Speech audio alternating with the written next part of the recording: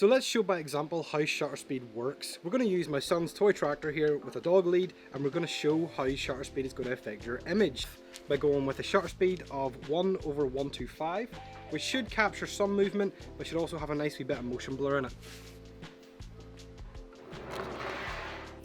So as you can see, we've got quite a lot of blur on the tractor, and that's because every second that goes by, we're only shooting a 25th of that. That's why there's a lot of motion blur created. For the next one, we're going to be shooting 1/50th, which is as close as you can get to the human eye. So this should be the most natural looking.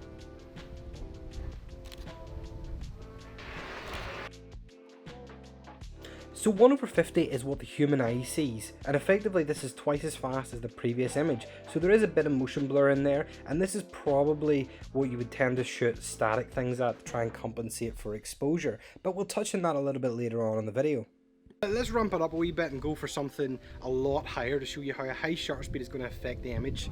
So we're going to go ahead and crank it up to 1/2000. We're going to crank it up to 1/2000, show you how that's going to affect the motion of the tractor. So what's going to happen here is it's going to have no motion blur at all. It's going to look like the tractor has frozen in time or was taken completely stationary. So I'm going to do one at normal speed and one going a lot faster to show you how severe this can make the image look.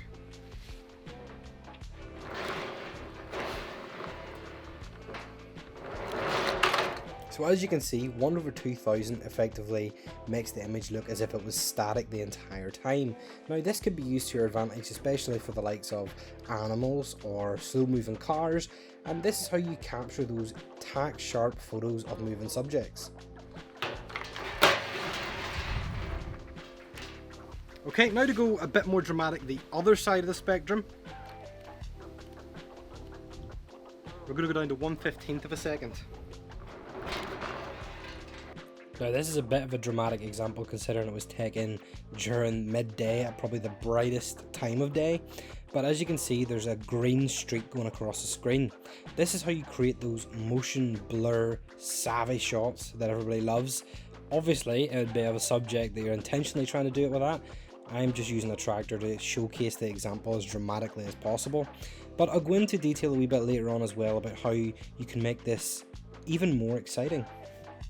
So let's show you how shutter speed affects motion blur in video. We've got the trusty shutter sausages here, and what we're going to do is record on this camera with the 180-degree shutter rule, shooting at 24 frames per second with a shutter speed of 1/50.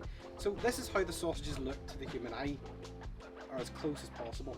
This is a pretty normal shot, nothing too spectacular or unique going on here. But let's look at this camera. We're shooting at a shutter speed of 1/1000 of a second. As you can see, there's quite a stark difference between you and you. This one has no motion blur whatsoever, and this one does. And basically what's happening is your camera is shooting, let's say for argument's sake, 30 frames per second. It's shooting 30 still images every second, and the shutter speed is basically accounting for each of those frames.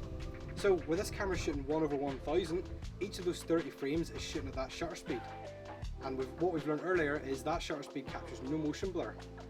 Okay, now we're going to do the cursed test. We're going to shoot at 24 frames per second at 1/8 of a second. So as you can see, this is causing quite a lot of nausea. It's not very flattering. This is almost stop motion like. This is why it's best to always shoot at double the frames you're shooting at. This camera here is recording normally, so I'll bring you back over here just to not make you sick. But you can see the kind of dramatic effect that shutter speed has on video, and that's why it's important to always follow the rules as closely as possible, unless it's for artistic effect, of course, because sometimes you want it to look a certain way. So this is a side-by-side comparison, so you can see them up close together, going at the same time, and as you can see, it's crazy just how different shutter speed can make your final product look.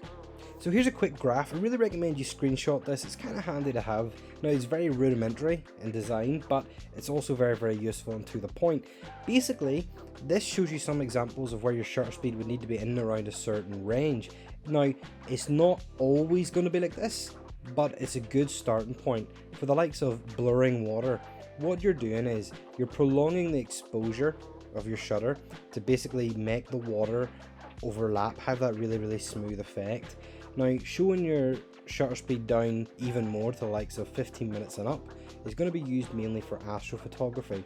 As you can see, it shows the star trails. And now if you're looking to shoot something a bit more fast paced like cars or drifting or something along those lines, you're going to want to have really fast shutter speed to compensate for the fast movement. So shutter speed also affects the brightness of your image. Now this can be compensated by other things, but for the sake of this video we're going to focus solely on shutter speed.